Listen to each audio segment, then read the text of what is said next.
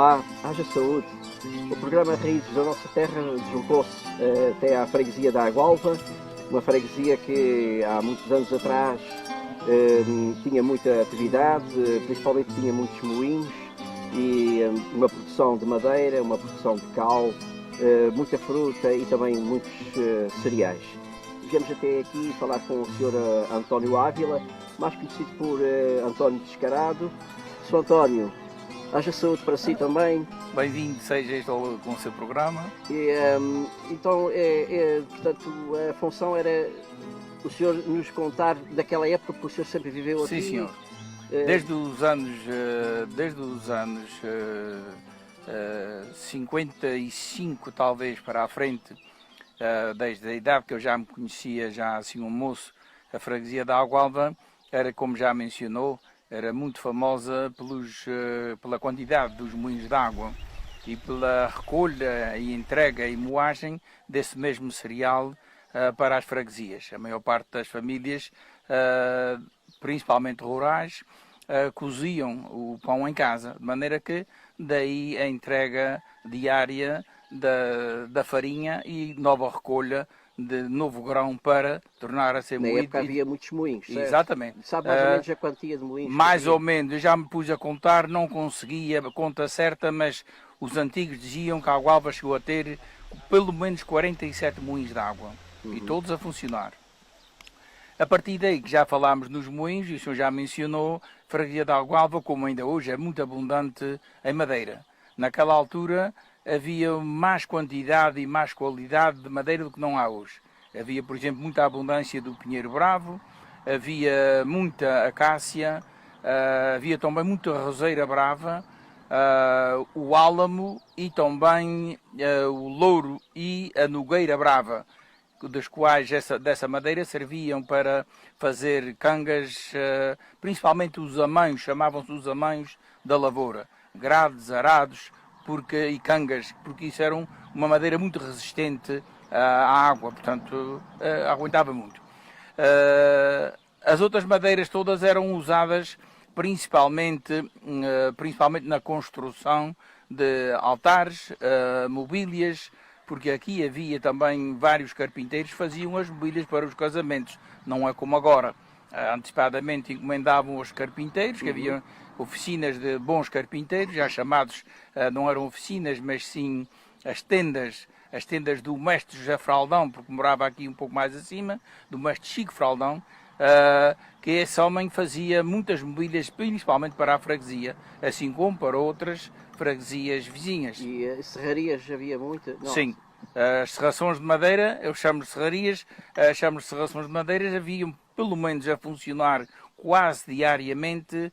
Eu recordo-me do meu tempo já de jovem, pelo menos 4, onde se incorporava, onde se inseriam aqui a serração de madeiras, que foi a mais antiga que eu conheci, a do tio Francisco Feijó, família essa que veio da Ribeira Seca, da Ribeira Grande para cá. A serração de madeiras do Sr. Manuel Titónio era chamado Sr. Manuel Titónio Velho. Aqui a serração do meu pai e a serração de madeiras do Sr. José Vieira da Rocha, conhecido por Jacinto Vicente.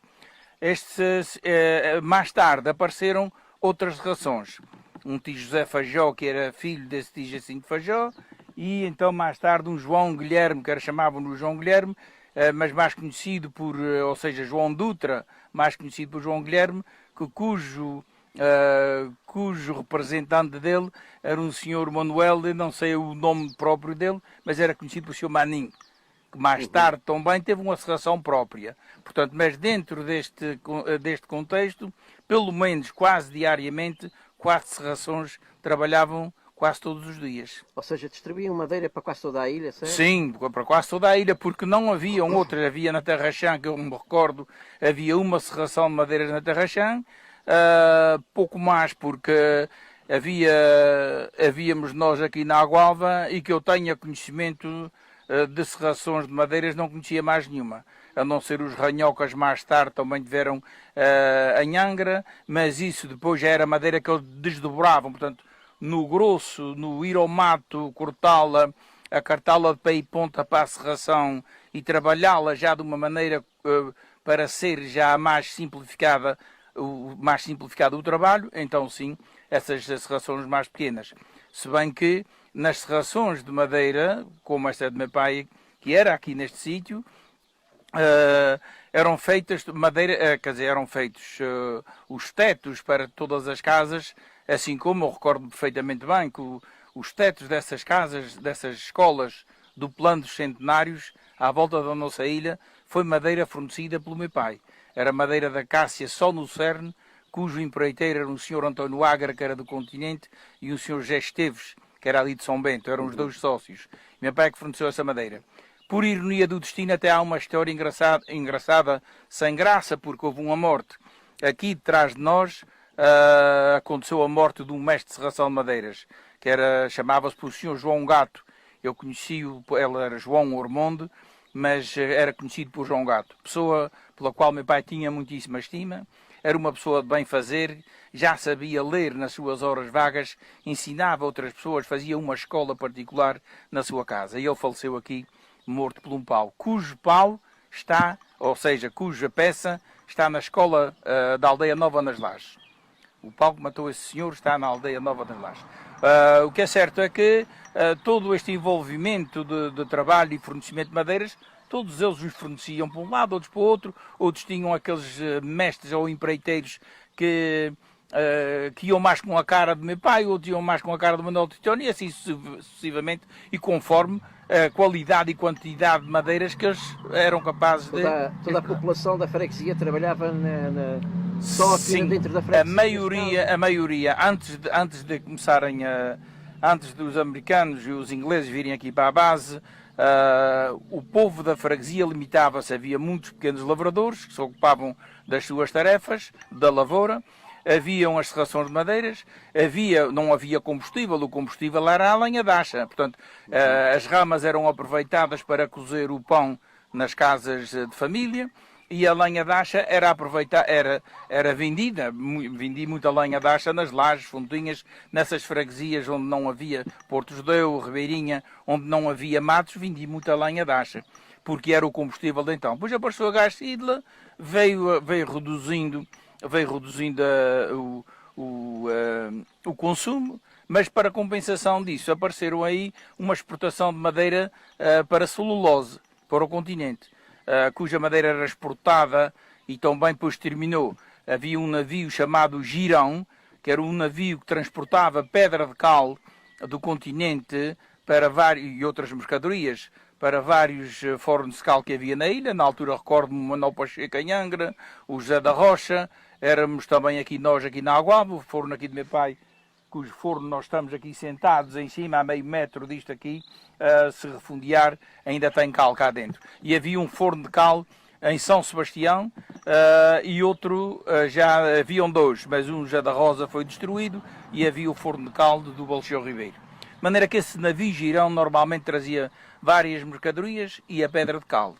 E de regresso levava madeira para celulose, madeira de eucalipto descascada, e aí compensou muito o negócio da madeira, principalmente do eucalipto, porque a maior parte das achas era feita da madeira de eucalipto. Portanto, a quebra da venda para combustível, como o gás de Sidla substituiu, então a compensação na venda da madeira do eucalipto veio salvar muitos comerciantes. Meu pai também exportou dessa madeira, então para celulose. Portanto, as atividades também havia fruta, não era? Sim, senhor. Produziam muita fruta. O senhor falou nas atividades e eu limitei-me só por esta, mas vou havia já... também a dos vimos também. Também havia dos vimos. Havia muitas pessoas aqui. Eu vou antes que me esqueça da lavoura, porque a lavoura, as pequenas lavouras cultivavam também o trigo, o milho, e os pequenos lavradores muitas das vezes punham de parte algum do trigo que cultivavam para vender para os celeiros de Angra. Hoje o cereal era todo importado, mas a maior parte do cereal vinha da Graciosa e aqui da Ilha Terceira. A freguesia da Angualva foi e é proprietária de um terreno, de um solo muito fértil. Diziam os antigos que era devido à lava, que era já género de terra, que foi cuspida, por assim dizer, pelo vulcão aqui do Pico Alto, qual ainda se continua ativo. Portanto, aqui o terreno da Água Alva é muito fértil. Seja para milho, centeio, cevada, tudo isso fazia. E era destes cereais que eles iam levar aos moinhos Sim, aqui senhor, da Água Alva, precisamente. certo? E que depois até acumulavam algum para as suas economias e vendiam para os celeiros de Angra. Depois temos aqui a parte da fruta. Muita gente tinha os seus pomares. E outros era assim, quase como que em socalcos, ali ao longo da ribeira, daquela ribeira, que é chamada a ribeira da Rua de Moinhos, muitas ladeiras, aqueles pequenos terrenos em socalco, que as pessoas ali cultivavam a laranja, a pera, se bem que hoje a pera já praticamente não existe cá. Era a pera, o pêssego era muito abundante, a laranja também era, mas principalmente a maçã. Maçã também havia muitas qualidades de maçã e toda ela boa. Ora, essa produção de fruta equivalia a que muita gente, com 2 cestos, carregavam e com uma muleta carregavam daqui para Angra, daqui para a praia, para irem vender. E outros em carroça. Recordo-me 2 com carroça, que era o José Caldeirão e o José Monteiro. Essas 2 carroças saíam praticamente todos os dias carregadíssimas de fruta. Fora as pessoas que viajavam no carro da carreira, hoje é chamado autocarro, que saía daqui da Água Alva 8h45 e chegava a Angra mais ou menos às 9h30 e lá vendiam e no regresso traziam os cestos e o dinheirinho que vendiam. Para além da fruta, o senhor falou, havia, e mesmo até da madeira, havia da própria exploração da madeira, das árvores do pinheiro, tiravam as pinhas, chamavam socas de pinho, e o feno, que era vendido também para as matanças e para os meus senhores, para Angra, para lojas, para tapetes, para outras finalidades de frescura, porque o feno dá uma certa frescura, e então vendia-se. As pinhas eram vendidas para os meus senhores, tinham já os bons fogões de lenha, que era para atear, chamava-se atear e acender esses fogões. E então o feno, eu recordo perfeitamente bem, que o Tibalhão, a loja do Tibalhão foi dos últimos a comprar feno, porque ele na sua loja primava sempre por ter o feno, que era aqui da Água Alva, que era mais cheiroso. E também era onde havia mais. Já falei dos lavradores, portanto da serração de madeira, da construção. O senhor falou aí nos vimos e falou bem, porque haviam aqui famosos cesteiros, ou seja, pessoas que trabalhavam muitíssimo bem o vime. É engraçado que eu tenho 2 cestos aqui, tenho 2 cestos feitos por esse senhor, o tio José Casaca, homem muito hábil, sabedor do seu ofício, era um mestre. Vinham até, eu recordo perfeitamente bem, que eu trabalhei na base muitos anos, alguns americanos chegaram a vir encomendar ou pediram para encomendar cestos para levarem para a América. E esses cestos eram vendidos ao preço que eu os vendia, mas eram famosos por serem bem construídos, com licença, e eram feitos com o vime inteiro, não era metade de vime nem tira de vime, era o vime inteiro. Eu tenho ali 2 cestos, tenho ali um, que é um primor, uma obra-prima, deve ter sido dos últimos cestos que ele deve ter feito.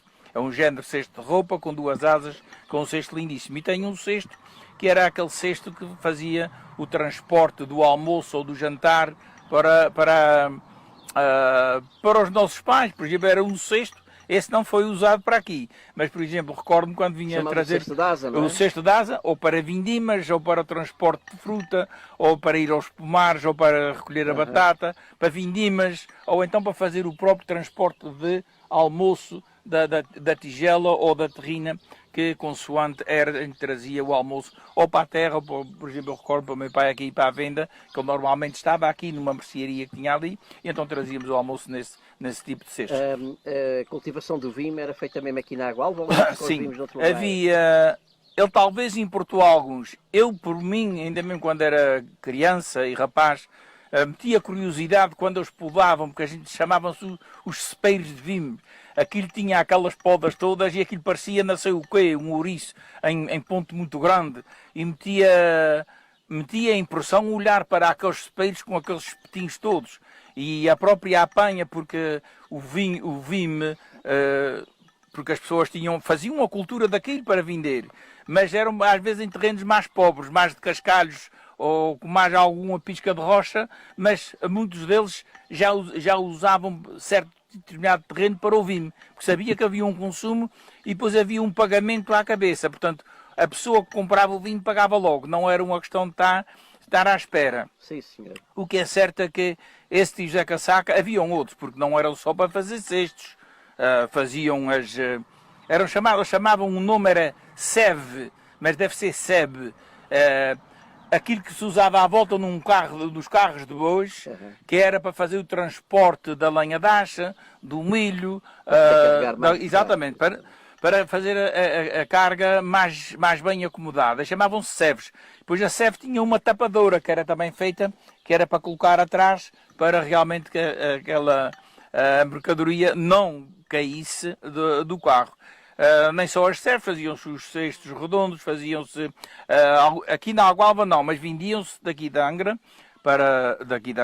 Agualva para Angra, vimes para pessoas que construíam mobílias e vimes. Eu recordo de um senhor que vinha aqui à Agualva comprar vimes, que tinha ali uma oficina na Rua do Rego, quase de fronte, onde é hoje a Praça do Mercado. E esse senhor vinha aqui à Agualva comprar vimes. Para além disso, a freguesia da Agualva, tem que dizer, é como a Graciosa de hoje, era a grande freguesia famosa da sua quantidade e qualidade dos alhos. Chegámos a exportar alho, não sei se sabe, para a América, para os Estados Unidos. Em anos de falta na América, vieram aqui comprar alhos para levar, para mandar para a América. Não só aqui, mas noutras freguesias, mas aqui compraram grandes quantidades. E é que é engraçado que eu recordo-me, esse ano meu pai quase sempre punha um cerrado, aquilo era muito chato para semear e para apanhar e limpar e amarrar, aquilo era uma inquietação.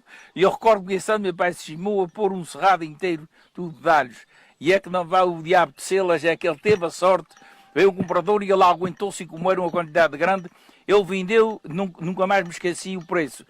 O negócio feito ali naquela venda, a 50 escudos cada quilo, ramo e tudo. Foi um grande negócio que ele fez, ele estava orgulhoso. Teve trabalho, só apanhar e levar. Não? Ele não tinha trabalho, que ele só dava ordens. Meu pai era tipo ditador. Quer dizer, os pais quase todos eram assim, mas como era homem de negócio, era ditador. Dá a ordem e a gente tinha que cumprir, tinha que fazer. Não há aqui uma pequena... Também, eu soube que, por exemplo, as mulheres da Agualva iam lavar roupa, eram à Ribeira, não é? A maior parte, essas não tinham, essas que moravam ao longo da Ribeira, porque havia muita gente que morava ali ao longo da Ribeira, e da Ribeira faziam os seus quintais, criavam as suas patas, as suas galinhas, assim sucessivamente. E então, ao longo dos canais, ao longo da Ribeira, haviam certas zonas onde se proporcionava construir um lavadouro, e haviam muitos quintais que tinham um lavadouro. E não iam só o dono da casa, como várias pessoas. Eu, quando casei aqui, eu casei-me em dezembro de 1967, no dia 31. A minha esposa era professora aqui na Agualva e fui morar para uma casa onde o meu vizinho, rico vizinho que tive, ainda hoje tem uma filha viva, o Sr. António Calado, muito belíssima pessoa, e morava na parte de baixo de nós. E as duas casas a gente estavam na Ribeira. Só que a minha não tinha lavador e a minha esposa ia lavar ao lavador do Sr. António. Era um lavador que podiam lavar pelo menos 4 ou 5 mulheres. Portanto, os vizinhos usufruíam do mesmo lavador, é claro, se o proprietário do terreno permitia. Mas havia uma comunhão muito grande e havia pessoas, já de mais fracos recursos, também chegaram a lavar em pedras da Ribeira. Iam à Ribeira e lavavam nas pedras porque facilitava mais. A água...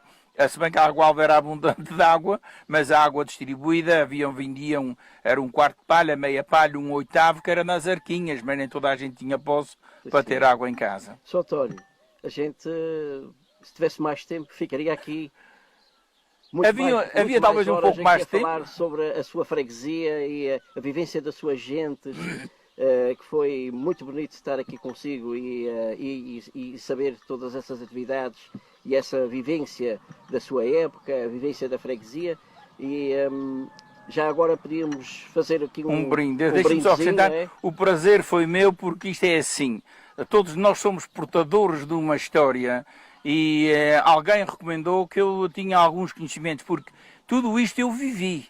Eu trabalhei nestes terrenos, no forno de cal, na serração de madeiras, deitar madeira para o chão, portanto foi vivência própria. E quando nós falamos com a vivência das coisas, falamos com alma, coração e com mais verdade. É verdade. Portanto, tudo o que eu disse foi sentido, foi vivido e foi convivido com as próprias pessoas. Diz que andar faz caminho e nós fazemos parte de uma comunidade. E eu ainda hoje sou um algoalvense que tem uma casa em Angra, onde resido, mas nunca deixei a minha freguesia, o meu terrão. Eu costumo dizer que esta é a minha gente, esta é a minha terra, de maneira que eu sinto muitíssimo bem aqui, e de falar dela com esta verdade, com esta, e sempre terei disposto para outra ocasião, se for possível alongar mais alguma conversa, estarei ao dispor.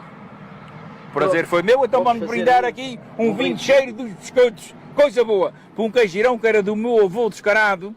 Ele bebia, ele tinha vinha própria e ele bebia todos os dias um jarrinho destes a cada refeição. E ele tinha sempre vinho de novo a velho. E este tem uma estimação muito grande nisto, isto é antiquíssimo. E então vamos aqui brindar. Ora, eu enchi mais o meu porque também eu sou mais forte. Olha, para vós, haja saúde e aqui para nós... Não, para vós haja saúde e para nós muita saúde para que a gente possa brindar mais vezes. Está bem dito? Está bem dito. Está a nossa saúde. A bela pinga dos biscoitos, eu também, tive o cuidado de ir buscar daquilo que era bom aos biscoitos. Eu sabia que era um bom produtor e lá fui buscar. Muito obrigado, Sr. António. Obrigado eu, mais uma vizinha, e cá está.